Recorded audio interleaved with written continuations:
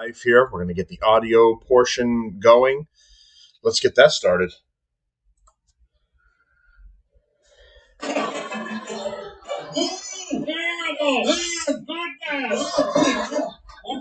this is fair. The old guys from the Muppets getting us started there. Welcome to the Monday morning Relief Valve podcast. The date is Monday, January 2nd. Let's jump in.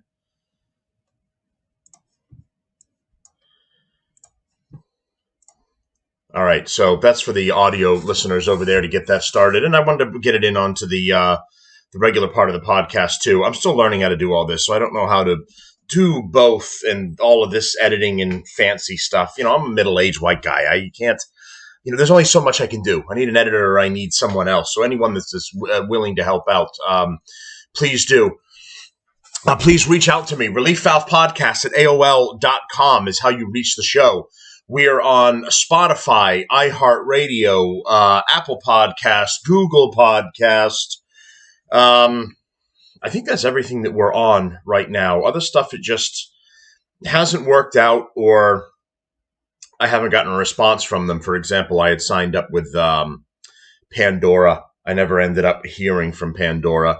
But Spotify, if I didn't say Spotify, live streaming on YouTube as well.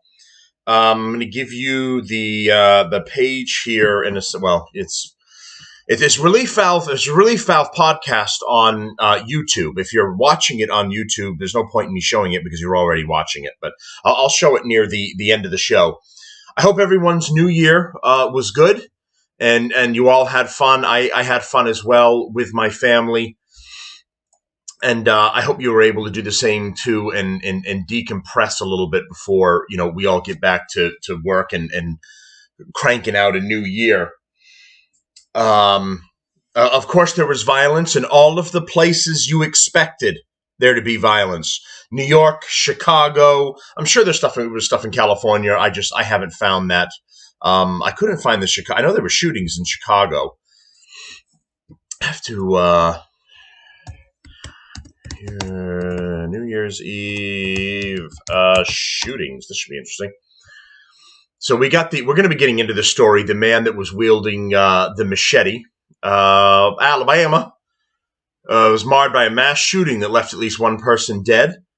What happened on New Year's Eve? Mobile, Alabama. They're all Mobile, Alabama. Okay. Let's see. What else have we got here? New York officers identified a suspect shot near New Year's Eve event. Shooting in Alabama, which I just went over.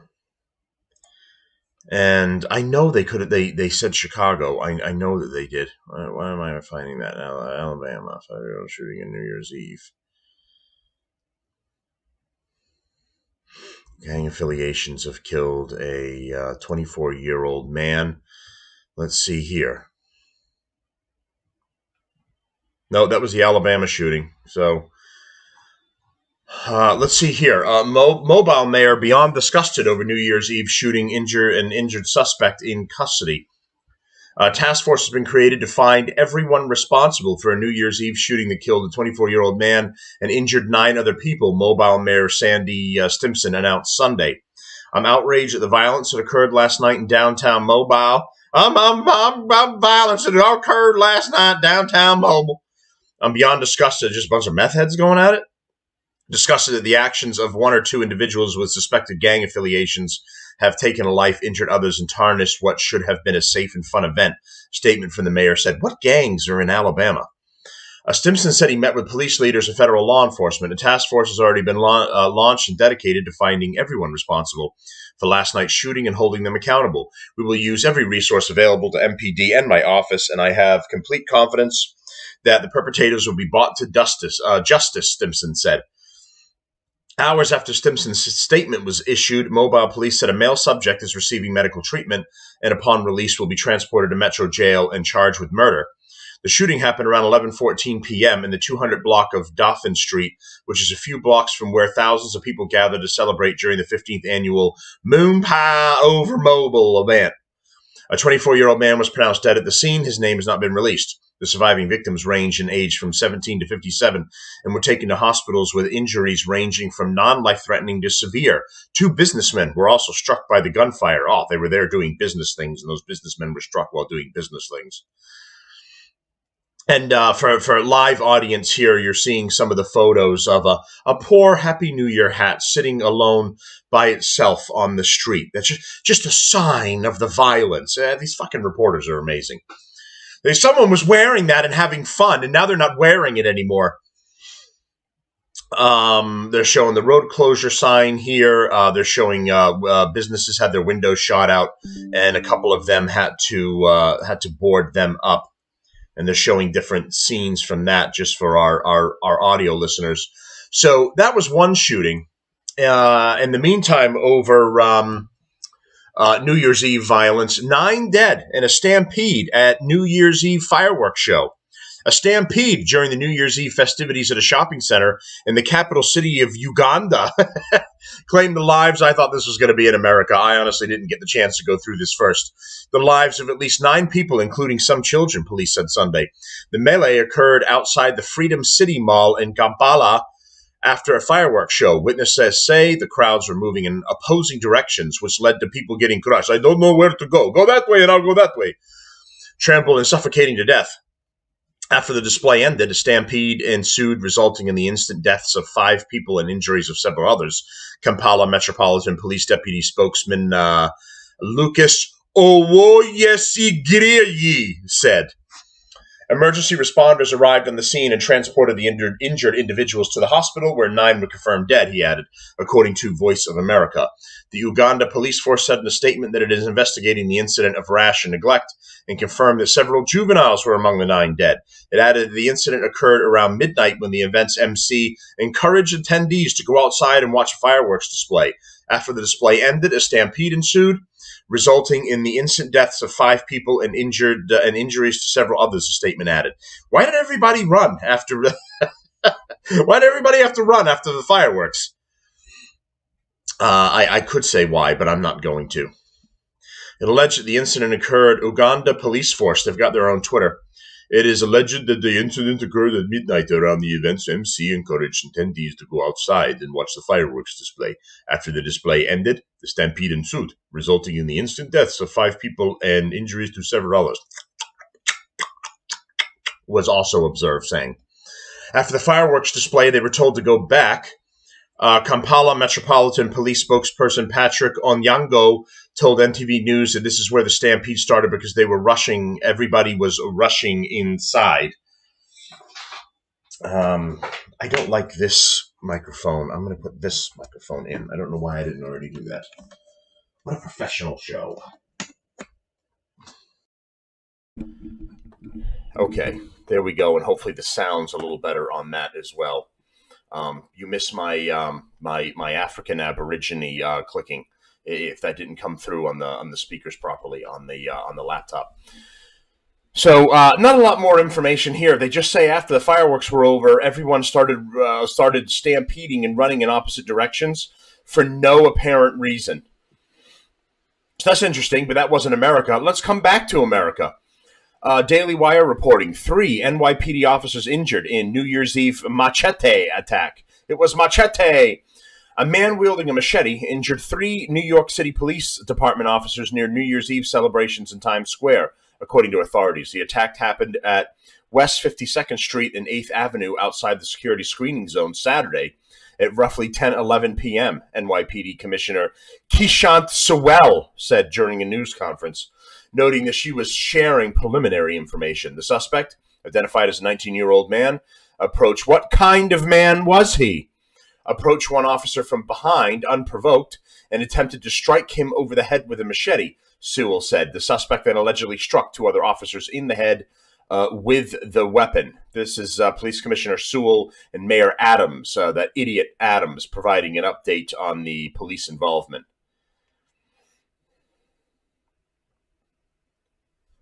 Where is my sound here?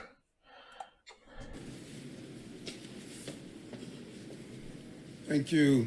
And Happy New Year's, and it is a Happy New Year's. We have 3 officers Happy who New are Year's. going home. You know what I'm saying? I'm the mayor of New 3 York, officers were and attacked I today. sound like a thug, but it's all good because I'm in They charge. were doing their jobs, the jobs that members of the New York City Police Department and other first responders and law enforcement officers do every day. And as we do a preliminary review of the body cam video, we see how well these officers executed the plan that was put in place by the New York City Police Department in ensuring we protect those who came here to bring in the New Year's. This attack took place outside of the screen area, and it is why the commissioner and her team ensures that we properly screen everyone entering the area where the viewing is actually taking place. When New Yorkers visited here, they visited and saw thousands of officers who were in the area making sure that we could have a safe bringing in the New Year's. And the 3 officers involved in this incident, they were doing just that. One of the officers heard from the police commissioner and I just a few days ago at his graduation. It just goes to show you, if it's not the first day or it could be your last day, the actions that police officers must take every day are life-threatening situations. I spoke with Paul. It's not your first day, it's your last day. I think Tupac said that. You know what I'm saying? So there's the idiot mayor from New York, Mayor Adams, just talking a little bit about it. So we'll continue on with the story here. One of the officers shot the suspect in the shoulder, Sewell said. All 3 officers were taken to a hospital and are in stable condition. The suspect was also taken to the hospital for treatment. The NYPD shared a photo of the weapon allegedly used in the attack on social media. And for our live viewers, you can see a picture of the knife here from the Twitter feed. That was the machete that he was using. It looks like a really long curved knife rather than what you would think of as a traditional machete. One officer, identified as an 8-year veteran, sustained a laceration to the head. Another officer who graduated from the police academy on Friday suffered a skull fracture and large laceration, Sewell said. New York City Democratic idiot Mayor Eric Adams said he spoke to one of the injured officers while he was receiving treatment. Adams said the officer was in good spirits and understood that his role saved lives of New Yorkers today. Adams also said there were no credible threats to New Yorkers at this time other than living in New York.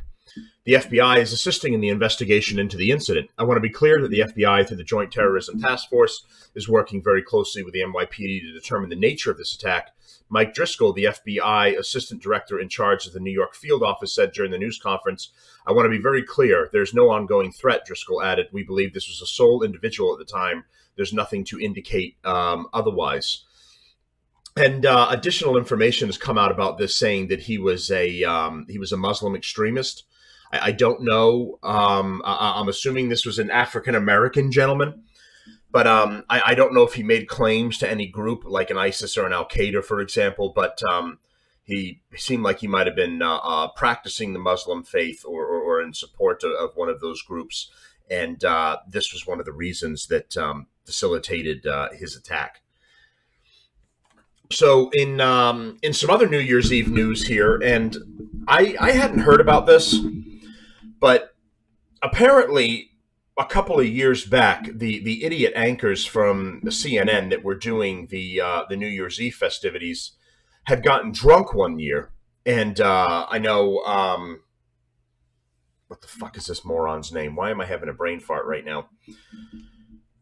The gay one on CNN. There you go, Don Lemon.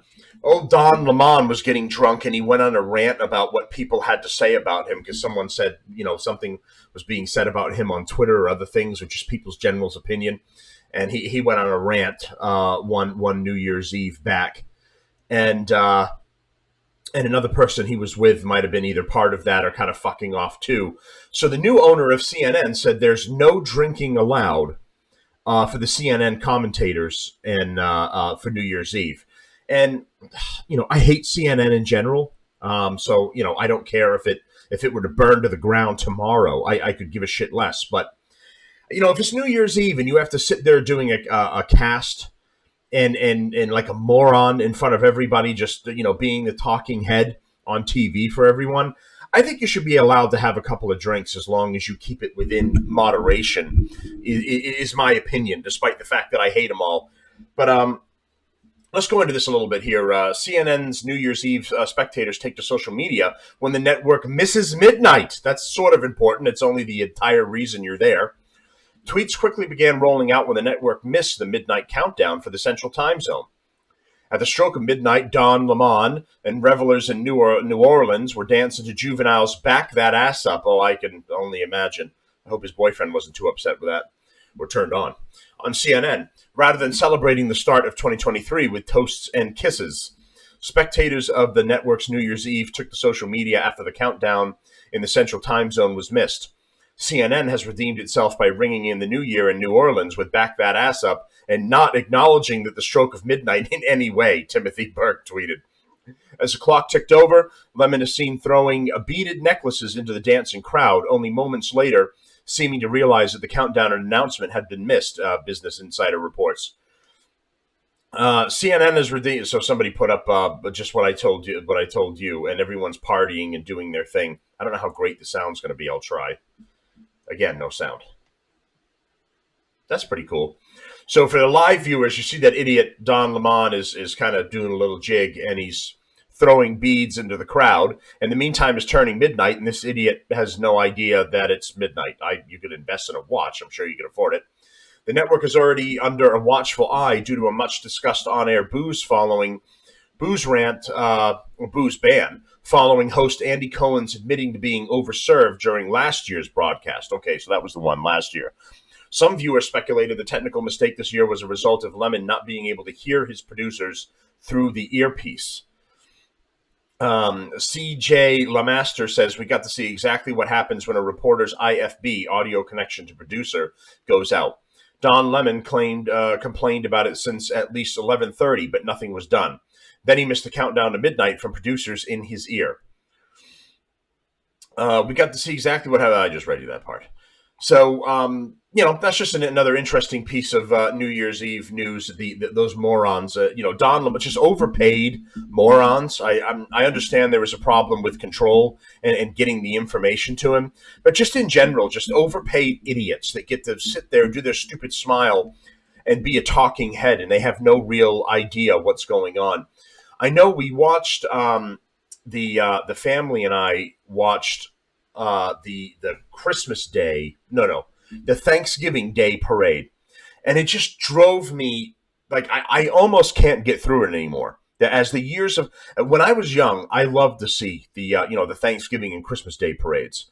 And as it's gone on, I can't even really make it through anymore. I had to kind of go into another room and do my own thing and kind of come in during times when the floats were actually going, because the talking stupid bitches that are on there are just their fake smiles and the fake jokes. It's awful, and I cannot stand it. And then of course they got every group that's part of our new woke culture had to be done. There had to be an obese baton twirler. She had to do that, and she did the. They were talking about this on Crowder too. She tried to do the side swing kick, and she could just barely bring that meat ham up to bring it back down again. And she looked a little winded after she was done. And then, of course, the trannies were there. The kind of drag show. I don't know if they were drag queens or trannies. And is there really a difference? I don't know. I can't really tell anymore. I just know they're all fucked up. It's just degrees of fuck-uppedness. But the drag show singers had to be there in order to, fulfill something. I don't know what it is. I'm assuming it's just their diversity quota. But trannies and drag queens don't do nothing for me for the Thanksgiving and Christmas holiday. It's like bringing a soccer ball to a football game. What is your point? I don't. None of this makes any sense. But so that was some of the New Year's festivities. I hope all of yours went well, and you enjoyed your time with your family, or you went out, or you went to a shindig or whatever it was, and I hope you had a good time. So In recapping just a little bit from last year and kind of some of the things that are happening right now, we're going to go through a couple more stories here and go through everything. So, as you know, as of today or yesterday, really, the Republicans have taken control of the House now. They have a very slim majority, and I know I've been ranting about this for about a month now, ever since I did my midterm coverage in November, and then my most recent show and my most recent rant. And I know what you all were thinking was, Matt, that's great, and we love to hear you rant. But we were under the assumption that this was a news show. But you know what? Fair enough. It is news, and now we're doing news. And I'm gonna keep the ranting somehow to a happy medium, so I'm actually providing you news. But the Senate, we lost any real hope of majority in the Senate, and I think we're down a couple of people now. So it's going to be difficult to get. You had Kristen Sinema in Arizona. She went independent, and a lot of her and God. Now I'm having brain farts for people, and of course I only do a political news show, so I should fucking know these things. But the other Democratic douchebag, he's a senator for West Virginia, Manchin. So the two of them have been going rogue a little bit in the Senate, and so Kristen Sinema's gone independent. You know, Bernie Sanders is also an independent. So it you look at them and you think Democrat, but by default, because you always see them siding with Democrats, but they're independents, or at least Sinema is now, and they just caucus with that particular party, right? An independent could go with anyone. They could be independent and be caucusing with the Republicans, but they choose to go Democrat. But it works for them personally in certain circumstances if they go independent and they're not officially aligned with any party. So Sinema went independent in Arizona because I think she's doing this as a political strategic move, and this is to help her make an easier run for her, because now the Democrats have to come up with a brand new Democratic representative in order to run against her and establish now independent. I use the bunny ear quotations. In Arizona. So now it would be the Republicans coming up with their candidate, the independent incumbent right now, Sinema, and then a brand new Democratic person in Arizona as well. So she had done this because I don't know if she was concerned about her chances just running on the Democratic ticket, or she didn't want to be specifically part of the Democratic Party. She claimed in an interview that more of the people felt strongly about an independent person's voice than they did about they did about we got a report coming in here from military news. Biden orders negative COVID tests for passengers from China. So we'll have to get more information on what's going on with China. I know they ran into I'm all over the place here.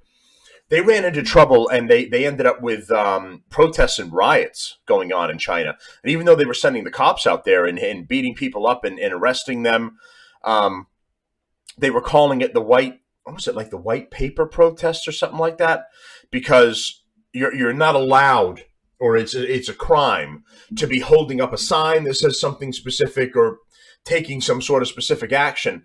So all of them were holding up just blank white pieces of paper in China in order to show their protest, that their voices couldn't be heard, and and they had no real rights, and they were protesting over the just the severe lockdowns that China has been putting into place. And I guess after a time, it started to work, because they started reeling in some of their COVID push that they were doing, but they still seem to be having a COVID issue supposedly. And Biden, who's a bigot and a racist, because it's not the Chinese people's fault. Remember when Trump was a bad person? He didn't like people from other cultures because he wanted to shut off travel from certain countries. Well, Biden just did that. He's He hasn't cut travel off, to be clear, but he's having everyone tested, and you've got to have a zero negative test in order to be. They call Trump xenophobic. That was the word I was looking for. So I say Biden xenophobic. But anyway, where the hell was I? All right, so with all of them in the Senate now, you've got Senator Manchin in West Virginia, which is a deeply red state. And he's a Democrat in a red state. Don't know how the hell he got in, but he is, and he kind of leans toward his interests, right? You got the coal companies and stuff kind of in contact with him, pushing him for different things, and he leans that way. So, you've got two wild cards in Manchin and Sinema still, maybe even more with Sinema with the move she's making right now, because she's really pissed the Democratic Party off with that move. But the overall point being that we have too slim of a majority in the Senate unless you can get Sinema or Manchin to also come in and join you, which could help even the odds a little bit over there. But other than that, we're in trouble in the Senate. In the House, we have the very slim majority, and they're trying to. You have a minority leader, and that person represents the minority party, who is now the Democrats, and that's going to be Hakeem Jeffries. And in the majority party, who's in control, the Republicans are trying to put their leadership person in place. And it's supposed to be McCarthy, regardless of how you feel about him. But the other kind of Patriot House representatives are saying, no, we're not going to vote for him. And even if a couple say no, he can't get in, because that's how slim the majority is. There's no one to just kind of eke out a win. So, political pundits, Shapiro and them are saying this is a bad look for the Republicans. And I guess I agree with that. It is, because we're coming into the new year in disarray, or seemingly disarray, rather than being clearly and strongly in charge of the House of Representatives. We got rid of the evil, wicked witch of the West, that horrible woman Nancy Pelosi. I don't know who thinks she's done a good job. I'm seeing biographies about her and her behind the scenes at the White House and or in Congress. And it's like, of what? Fucking the American people over? Who with a functioning brain thinks this bitch has been doing a good job? So here's the Daily Wire reporting. RNC boss Ronna McDaniel sees path to victory for Kevin McCarthy in speaker race. By the way, Ronna McDaniel is the leader of the RNC, the Republican National Committee, and she is being challenged for her position as well. And the challenge is coming because the RNC is and works with Mitch McConnell, the head of the Republican Senate, to delve out money to all of the candidates running across the United States. And they're just showing that Ronna McDaniel has basically had a bad plan and lost several years in a row at this point of not meeting the Republican committee's goals. And, as somebody else was saying, you can't fail that many times and still keep your job. I don't know many people that are allowed to do that. So Ronna McDaniel probably needs to go as well. But you've got, this situation with Kevin McCarthy. So let's see here. Republican National Committee Chairwoman Ronna McDaniel says House Minority Leader Kevin McCarthy appears to be on track to win the speaker's race. The vote to decide who will lead the lower chamber is set for Tuesday. So that'll be tomorrow from where we're at right now. McCarthy has reportedly struggled to secure enough vote commitments to earn the simple majority needed to win the speakership, despite having the support of influential members of the party, including former President Donald Trump. McDaniel, who is engaged in her own battle to keep her leadership position atop the RNC, as I stated earlier, acknowledged McCarthy is not sure a winner, but still projected confidence in him. I wish we had it decided now. We just won the House, and I think any delay in getting our agenda done is a delay that voters don't want, McDaniel said in an interview with John Catsimatidis on 77 WABC radio that aired Sunday. That's a cool name. I think Kevin McCarthy has done a lot to elect these candidates, fund their candidacies, she added. I think he's on track to be the next speaker.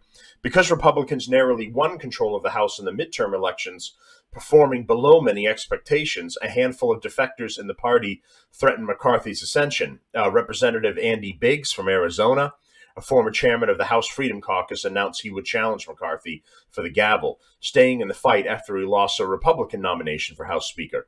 Other members are making demands of McCarthy, including Rep. Lauren Boebert of Colorado, who said she would not support him without an accountability mechanism to remove a speaker, according to The Hill. So what this is, and this has never been done in history, but you can't just arbitrarily remove a Speaker of the House. The accountability mechanism that she's referring to would be the ability of someone in the House on either side to call a vote of no confidence for the Speaker of the House, and for everyone to almost immediately or very quickly vote that person out of the position, and then have to have another vote to put a new House Speaker in place of the replaced one. So it just, either party can push that, and if you've gotten a majority, you've got a chance to oust the speaker that you don't like, right? So if we've got, the Democrats are in a majority and they're not happy with who's there, they can align with a couple other Republicans if they're short on people, and they can oust that speaker to put in, someone new. So it leads to a whole bunch of chaos. So the accountability mechanism there, some are saying we should. It's going to lead to more chaos than it is helpful in being accountability for that House Speaker, if that makes sense. It's better that you vote that person in, and that person is leading and representing the values of the majority group, and then you move forward from there. I mean, I see 2 points to it, right? If you have a House Speaker go rogue, that's in control of your party, and they're the majority person in the House, and you don't like what's going on, you want to have the ability to get rid of them if they're off the rails. So, maybe a happy medium to that would have to be very certain circumstances, not just a group of you don't like what's happening, so we're going to go for a vote of no confidence. And it's just, anytime you don't like what's going on, you can say, yeah, I don't want you to be speaker anymore. Well, you said that last week. Well, nothing's changed. I feel like that again. CNN reported Friday that McCarthy has been making concessions to various factions in the Republican conference, but he still lacked enough votes to be this next speaker. He's expected to hold a call this afternoon to lock in more support, per MSNBC, I should say, because they're just a wing of the Democratic Party. McDaniel acknowledged the uncertainty that still hangs over the contest, saying, we just don't know. We won't know until January 3rd, which is Tuesday with tomorrow. So we'll see what happens with the Republican Party in the House. And I'm hoping they can get their shit together and they can show a unified front to start shutting the Democrats down to the best of their ability. This is a be a thankful for what we got situation. I know I've kind of beat a dead horse about the Republicans kind of winning / losing in the midterms and where we're at right now, but this is a be thankful for what we've got, unfortunately. And I'm hoping they make good decisions to shoot down and hold the Democrats at bay and push some new policies, better spending, because we're spending crazy amounts of money, not only through all of COVID giving people free money, but everything that we're pushing to, we're rebuilding Ukraine while it's getting destroyed, or at least that's what the money's supposed to be going towards. And it's just an absolute waste. They should figure everything out. Whoever, not that Russia can seem to figure it out, but if Russia were to win, and I've said this in a previous show, if Russia were to win, we've just given billions for Russia to seize and then use to move forward with its own plan in Ukraine and do rebuilding to help itself at America's expense. So you give all this money and military support and everything that we're currently doing right now in the hopes that Ukraine pulls it off in the end. I mean, and so far it's looked like it. It looks like Russia is inept when it comes to leading any type of war now.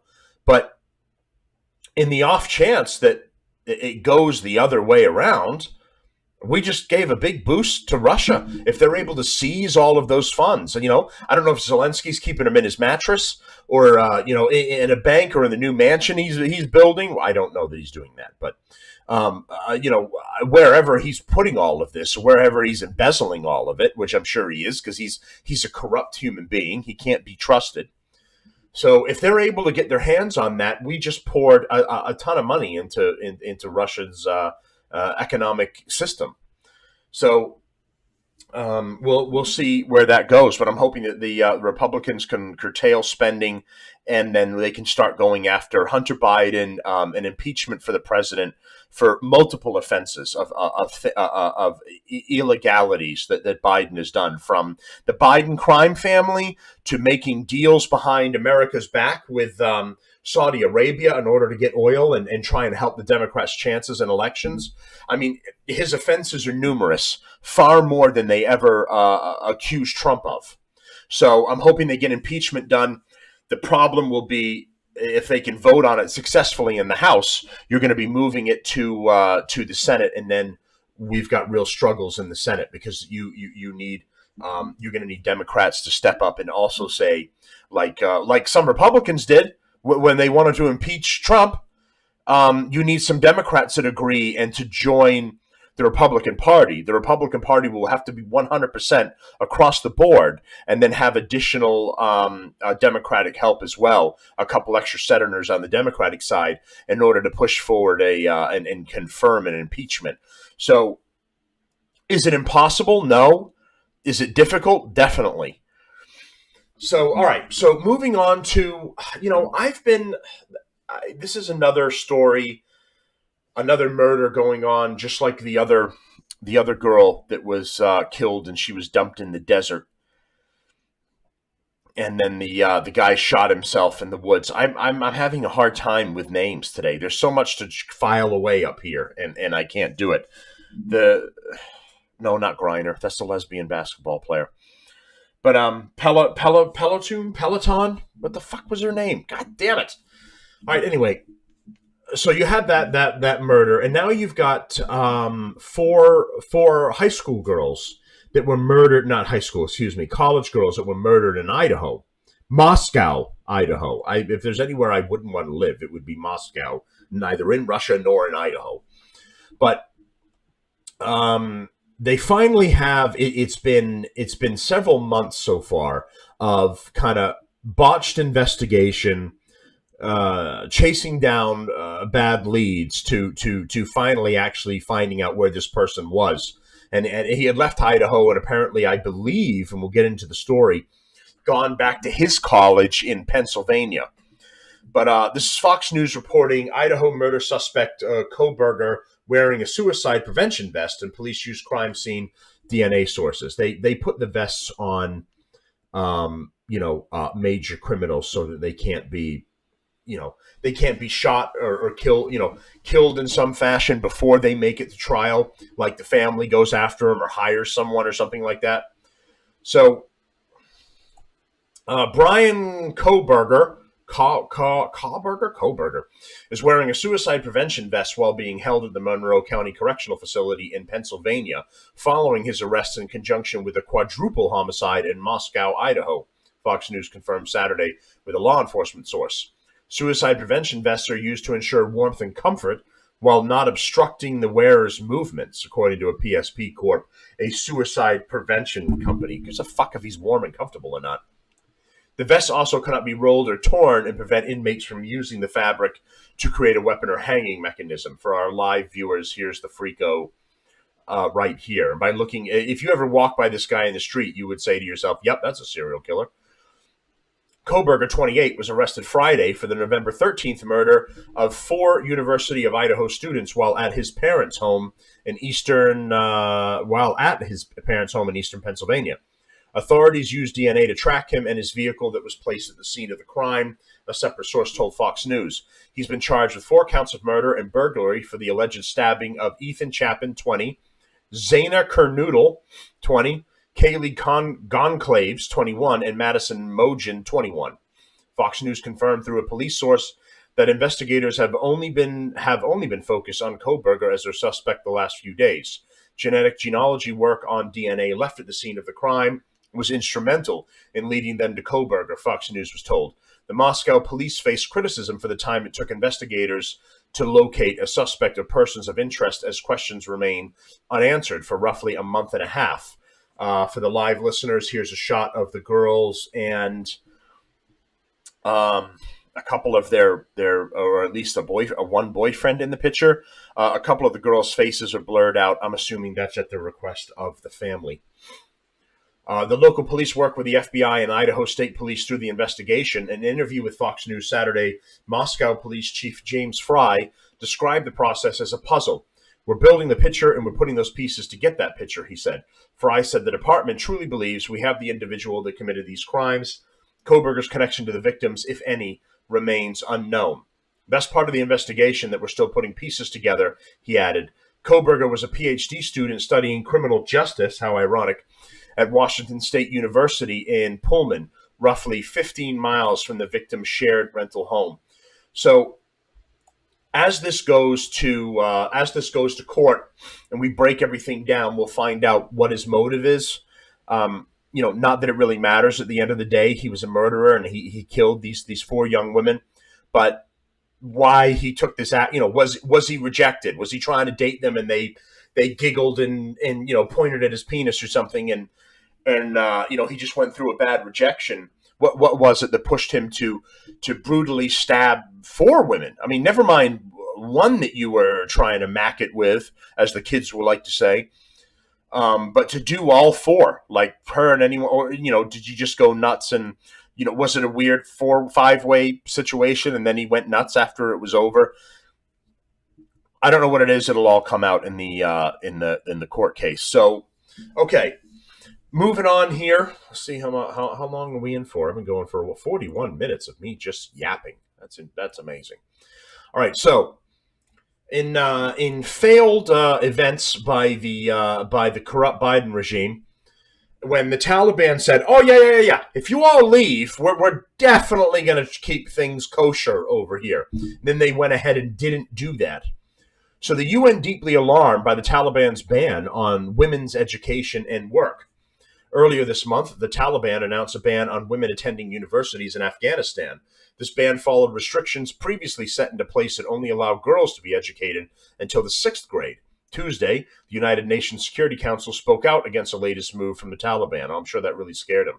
Look at this for the live viewers. Look at this classroom. This is piles of books everywhere. For the audio listener, this is a normal classroom. It looks like it was formerly used as like one of the terrorist communication rooms. It's all dusty and kind of fucked up. There's piles upon piles of books that are almost as tall as I am, piled up against walls. So the picture describes Amna Nashina, as a 45-year-old Afghan teacher, collects books in a school in Kabul, Afghanistan, Thursday, December 22nd, 2022. The country's Taliban rulers earlier this week ordered women nationwide to stop attending private and public universities, effective immediately and until further notice. They've banned girls from middle school and high school, barred women from most fields of employment, and ordered them to wear head-to-toe clothing in public. Women are also banned from parks and gyms. The UN Security Council said it was deeply alarmed by the Taliban's restrictions and called it for the full, equal, and meaningful participation of women and girls in Afghanistan, according to a press release. Send in the trannies! That'll help get women's rights going. These restrictions represent an increasing erosion of the respect of human rights and fundamental freedoms. It said the council also expressed concern over reports that the Taliban had banned female employees of non-governmental organizations and international organizations from going to work. This, it said, would have a significant impact on humanitarian work. And by the way, I think I've got something there. I send all the trannies to Afghanistan. And then I battle it out. Trannies versus the Taliban. I'd watch that on TV. I'd pay $50 for that on pay-per-view. Euronews reported that some organizations are forecasting that the results of the decision could be widespread and devastating. The ban could see millions of people facing food shortages and go without education, healthcare, and other critical services, as half of the country relies on humanitarian aid. UN Secretary General Antonio Guterres tweeted Tuesday that the latest restrictions by the Taliban on employment and education of women and girls are unjustifiable human rights violations. Good luck with them giving a shit. This is pretty words from you. The fuck are you going to do about it? According to Euronews, the UN's mission acting head Ramirez Akhlavarov met with Taliban economy minister, Kari Din Mohammed Hanif on Monday. Al-Akbarov asked the Taliban to reverse the ban. We're not doing it. We have ban in our name. We are Taliban. We are not don't ban. Reportedly, the Taliban justified the ban by saying that some women who worked at non-governmental aid organizations were not wearing the hijab correctly. They cannot be educated. Why? They don't wear headband properly. What's that got to do with education? Fuck you! Afghanistan's seat at the UN is currently held by the country's previous government, even though the Taliban has requested the seat. Per the Associated Press, according to the Brookings Institute, only 3 countries have ever recognized the Taliban as the government of Afghanistan. That's Pakistan, Saudi Arabia, and the United Arab Emirates. Currently, no countries recognize the Taliban. Probably a good idea on their part. As the Deseret News previously reported, the new restrictions are a significant shift from before the Taliban took power again in 2021, The Guardian reported. In the 20 years between the Taliban's 2 reigns, girls were allowed to go to school and women were able to seek employment in all sectors, although the country remained socially conservative. Well, it looks like they learned a lesson from that and shut all that down. We did it last time. We're not doing it again. So good job, Joe Biden, in condemning all of the women in Afghanistan to this life. You can send all your angry correspondence to Dementia Joe at the White House. He's the one that fucked you all over. So let's see here. In Russian war news, and Russia is showing you how to do war wrong. Russia says Ukrainian rocket strike kills 63 Russian troops. In Kyiv, Ukraine, Russia's defense military said Monday the 63 Russian soldiers have been killed by a Ukrainian strike on a facility in the eastern Donetsk region where military personnel were stationed. Ukrainian forces fired 6 rockets from HIMARS launch system, and 2 of them were shot down, a Russian Defense Ministry statement said. The strike, using a U.S.-supplied precision weapon that has proven critical in enabling Ukrainian forces to hit key targets, delivered a new setback for Russia, which in recent months has reeled from a Ukrainian counteroffensive. The Ukrainian military has not directly confirmed the strike, but tactically acknowledged it. The Strategic Communications Directorate of Ukraine's armed forces claimed Sunday that some 400 mobilized Russian soldiers were killed in a vocational school building in Makivka. I don't know, I butchered that, and about 300 more were wounded. That claim cannot be independently verified. The Russian statement said the strike occurred in the area of Makivka and didn't mention the vocational school. Meanwhile, Russia deployed multiple exploding drones in another nighttime attack on Ukraine, officials said Monday, as the Kremlin signaled no let-up in its strategy of using bombardments to target the country's energy infrastructure and wear down Ukrainian resistance to its invasion. Well, it kind of looks like you're getting worn down. So who's just the war of wearing downness? The barrage was the latest in a series of relentless year-end attacks, including one that killed 3 civilians on New Year's Eve. On Monday, Kyiv Mayor Vitaly Klitschko said the 40 drones headed for Kyiv overnight. All of them were destroyed, according to air defense forces. Klitschko said 22 drones were destroyed over Kyiv, 3 in the outlying Kyiv region, and 15 over neighboring provinces. Oh, I got to adjust something. Right, energy infrastructure facilities were damaged as the result of the attack, and an explosion occurred in one city district, the mayor said. It wasn't immediately clear whether that was caused by drones or other munitions. A wounded 19-year-old man was hospitalized. Klitschko added and emergency power outages were underway in the capital. In the outlying Kyiv region, a critical infrastructure object and residential buildings were hit, Governor Oleksiy Kublia said. Related video, this is video from after Zelensky's speech of damage in Kyiv. Russia has carried out airstrikes on Ukrainian power and water supplies almost weekly since October. Ukrainian President Volodymyr Zelensky has accused Russia of energy terrorism, as the aerial bombardments have left many people without heat amid freezing temperatures. Ukrainian officials say Moscow is weaponizing winter in its effort to demoralize the Ukrainian resistance. You know, that's probably true. Ukraine is using sophisticated Western-supplied weapons to help shoot down Russia's missiles and drones, as well as send artillery fire into Russian-held areas of the country. Moscow's full-scale invasion on February 24th has gone awry, putting pressure on Russian President Vladimir Putin as his ground forces struggle to hold ground and advance. He said in his New Year's address to the nation that 2022 was a year of difficult, necessary decisions. Putin insisted he had no choice but to send troops into Ukraine because it threatened Russia's security, an assertion condemned by the West, which says Moscow bears full responsibility for the war. Russia is currently observing public holidays through January 8th. Drone missiles and artillery shells launched by Russian forces also struck areas across Ukraine. 5 people were wounded in the Monday morning shelling of a Ukraine-controlled area of the southern Kherson region. Its Ukrainian governor, Yaroslav Yanushevich, said on Telegram. The Russian forces attacked the city of Berislav, the official said, firing at a local market, likely from a tank. 3 of the wounded are in serious condition and are being evacuated to Kherson. Yanushev said 7 drones were shot down over the southern Mykolaiv region. Mykolaiv, maybe, region, according to Governor Vitaly Kim.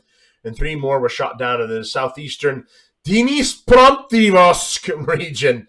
Governor Valentin Renishchenko said. God, they're doing this just to fuck with me. In the Dnipropetrovsk region, a missile was also destroyed, according to Rezhenko. He said that energy infrastructure in the region was being targeted. Ukraine's Air Force Command reported Monday that 39 Iranian-made exploding Shahad drones were shot down overnight, as well as 2 Russian-made Orlan drones and an X-59 missile. We're staying strong. We are staying strong, Ukrainian Defense Ministry said. We need more money. I need new car. Russia blew up car.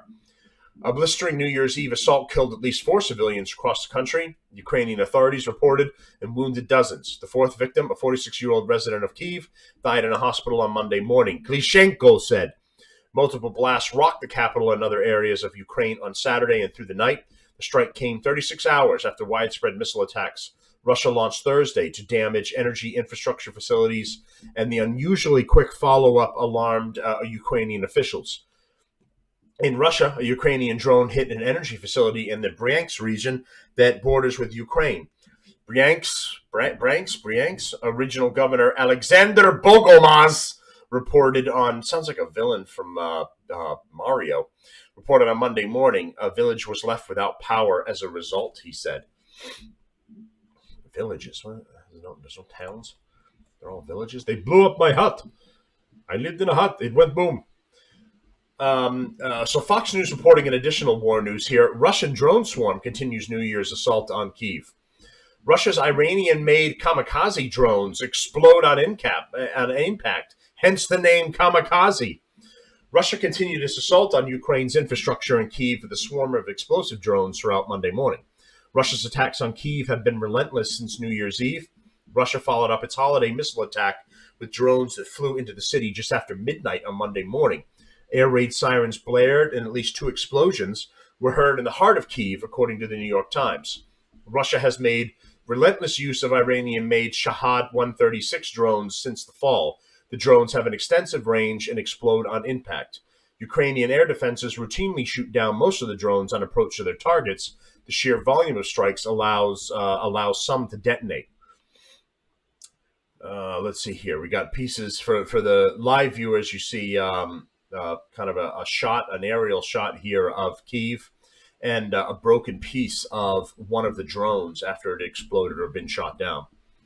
What does it say? This undated photograph released by the Ukrainian Military Strategic Communications Directorate shows the wreckage of what Kyiv is described as an Iranian Shahad drone downed near Kupiansk, Ukraine. So they shot that one down. Ukraine largely uses U.S.-supplied anti-air defenses to protect its major cities. The U.S. has granted tens of billions of dollars in military aid to the country. Yeah, all of our taxpayer money wasted. The flow of weapons has put a strain on U.S. stockpiles, and Congress passed a massive budget granting the Pentagon nearly $900 billion to refit.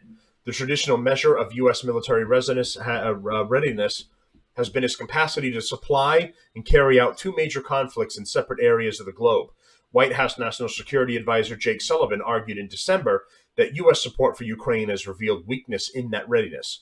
We went through 6 years of stingers in 10 months, Raytheon CEO Greg Hayes told New York Times. So it will take us multiple years to restock and replenish. I'm glad we could waste all those in Ukraine. There's Dementia Joe for everybody that's on the live, probably trying to hug a little girl and sniff her hair. The U.S. has spent nearly $20 billion in military aid to Ukraine since February, and there are plans to send much more. The aid is such that President Biden's administration is struggling to keep track of how the aid is being used. The volume of U.S. aid to the country has given rise to some skeptics within the Republican Party who are calling for greater accountability, and we need that. Zelensky and his corrupt regime can't be trusted to manage the money and weapons properly, and God knows what they're doing with it. So in our final story here, and I know we're recapping this because she's already home, and, in awesome news that we got to bring back the lesbian basketball player who hates America. She's known for such hits as kneeling during the playing of the national anthem at the WNBA games where, roughly 20 people show up. But we traded her. We left a Marine in Russia, still in jail. And we got her back to appease the Alphabet Army, the LGBTQ community, and just an absolute wasted trade. And we gave them the Lord of War. So for anyone that saw the movie The Lord of War with Nicolas Cage, the person he portrays is the guy we just gave back to Russia. That was who the movie was based off of. This guy, Victor Bout. Okay, so former WNBA star Brittany Griner was reportedly released by Russia in a prisoner swap for the notorious Russian arms dealer Victor Bout, according to a U.S. official. In February, Griner, a two-time Olympic basketball champion, was arrested by Russia and pleaded guilty to possession of cannabis vape cartridges at an airport near Moscow. Possessing 7 grams or more carries criminal penalties in Russia. Those can include up to 2 years of corrective labor. Yet Griner was charged with smuggling cannabis into Russia, which holds a prison sentence of 5 to 10 years. Griner was sentenced to 9 years. In order to obtain Griner's release, President Joe Biden authorized Bout to be released from prison and returned him to Russia. Bout will escape 25 years of federal prison time. Bout has served just half the time in prison he received in 2011. Since Thursday, the prisoner swap had reportedly been negotiated. And this is moments ago, I spoke to Brittany Griner. This is our idiot president. She's safe. She's on a plane. She's on her way home. He put this on Twitter. Just kowtowing to the radical left. There's no one in their sane mind that wanted this bitch back. She should have been very happy in Russia. She's a communist who hates America. You got sent to communist heaven, and you got to work at the gulag. I'm saying that was a win-win for you. I don't know why you had to come back. Rumored as a potential prisoner worth exchanging in August, by whom critics of the deal said Bout should remain behind bars because he is one of the most dangerous criminals in the world. That's correct. Breitbart News reported on Bout's history. Nicknamed the Merchant of Death, Bout is a flamboyant arms dealer in his mid-50s with Russian military training.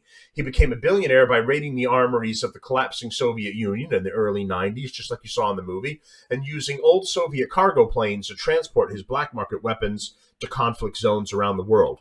Bout's criminal genius has been hailed by every international law enforcement agency that went after him.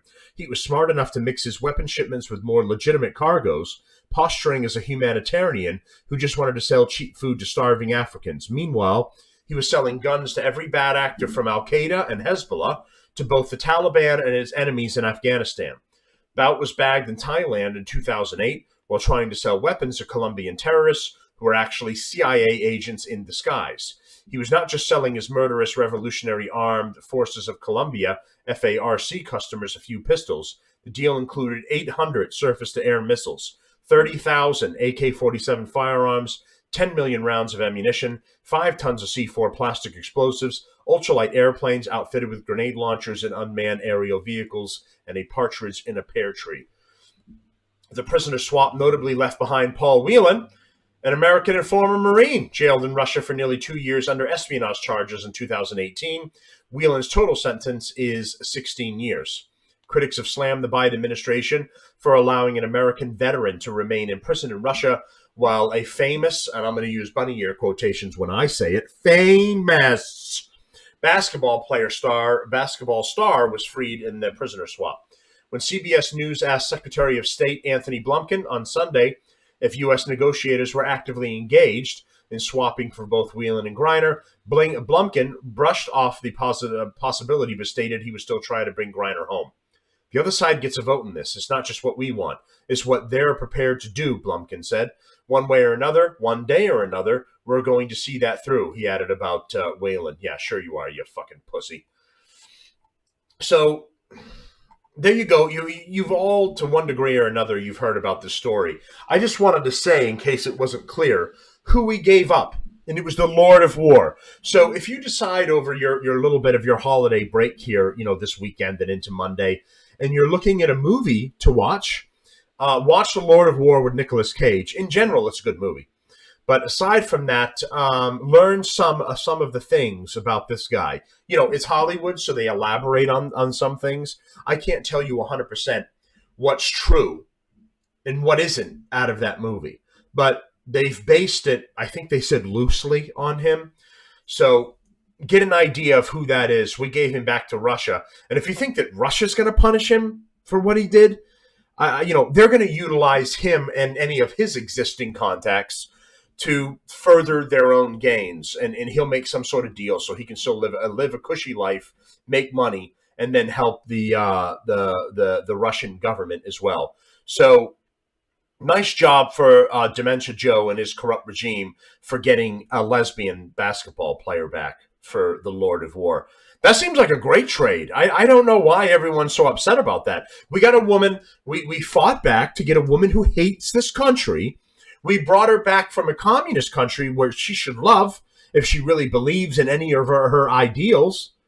And we could have kept the Lord of War in prison. We could have kept her in her communist paradise, and everyone would have been happy. But instead, we brought her back. So that's cool. So anyway, there we go for recapping some of the stuff from like last year, kind of coming into the new year here. It's some of the other stuff just to why aren't I opening? Let's get this shit out of the way. Let's load this shih tzu.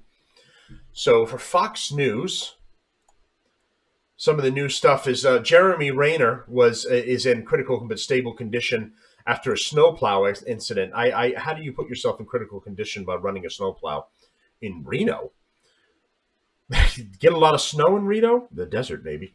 Renner spokesperson reportedly said the actor was injured while plowing snow in Reno, Nevada. I wasn't aware that they got a lot of snow, but I suppose you learn something new every day.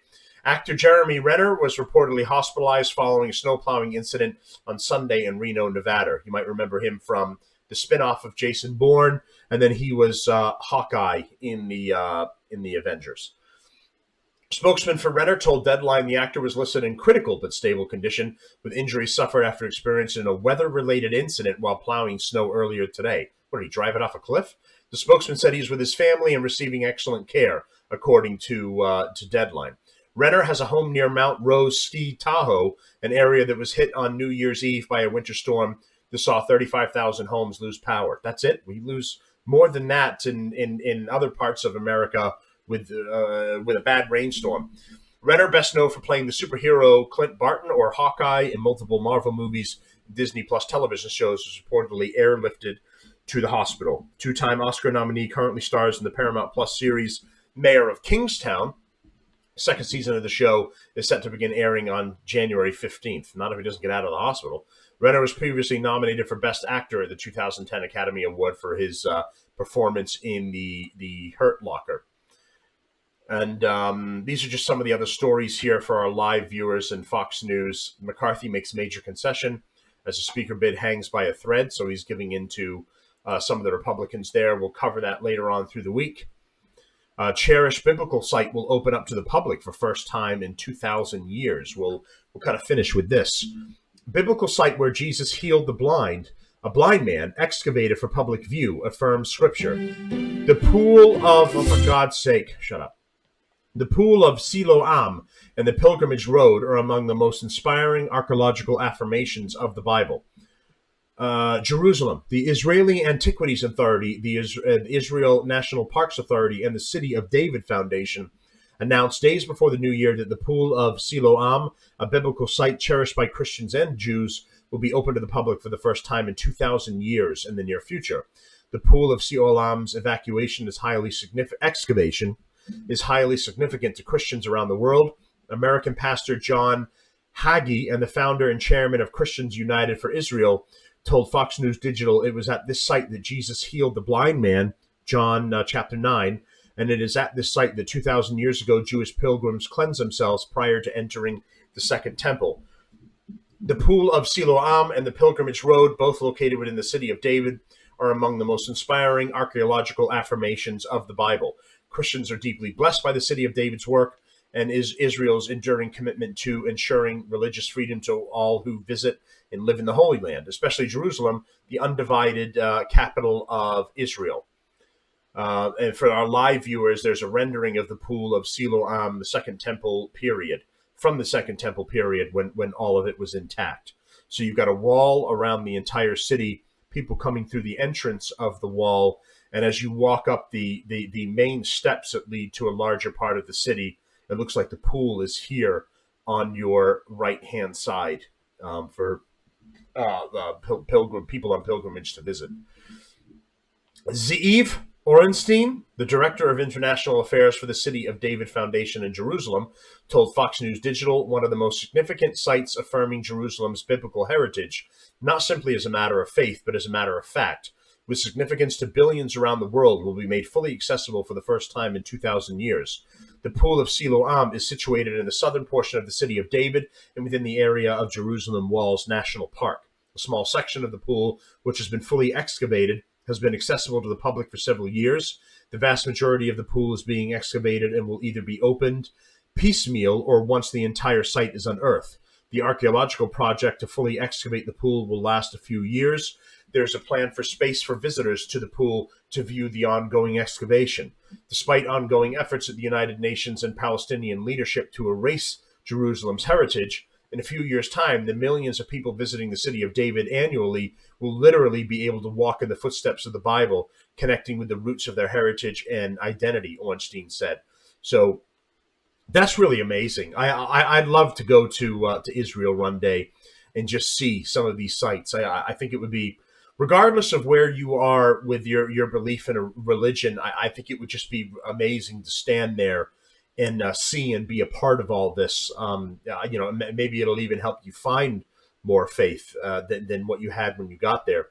The pool was first built roughly 2,700 years ago as part of Jerusalem's water system in the 8th century BC. The construction unfolded during the reign of King Hezekiah, as cited in the Bible in the book of Kings 2:20.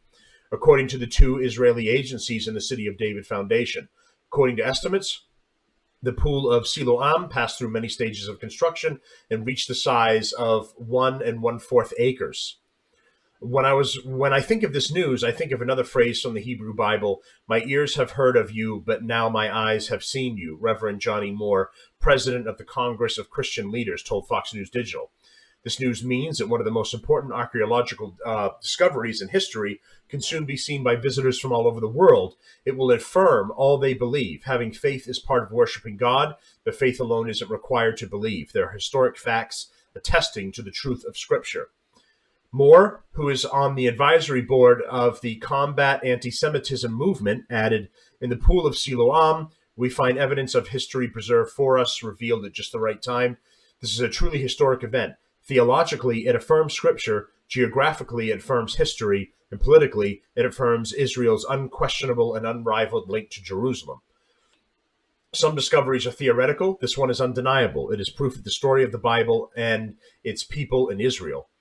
A stroke of luck revealed in the pool in 2004 when infrastructure work carried out by the Hajion Water Company uncovered some of the pool steps. The Israeli Antiquities Authority, IAA, under supervision of professors Ronnie Reich and Eli Shukron, launched a survey. As a result, the northern perimeter, as well as a small section of the eastern perimeter of the pool of Siloam, were uncovered. The perimeter of the pool was built as a series of steps, allowing the bathers to sit and immerse themselves in the waters of the pool, according to the IAA. Mayor of Jerusalem, Moshe Leon, said the pool of Siloam in the City of David National Park in Jerusalem is a site of historic, national, and international significance. After many years of anticipation, we will soon, let me get this pages out of the way. We will soon merit being able to uncover this important site and make it accessible to the millions of visitors visiting Jerusalem each year. So that's a pretty interesting thing. We're going to wrap up the show today with this information. I hope everyone enjoyed the show.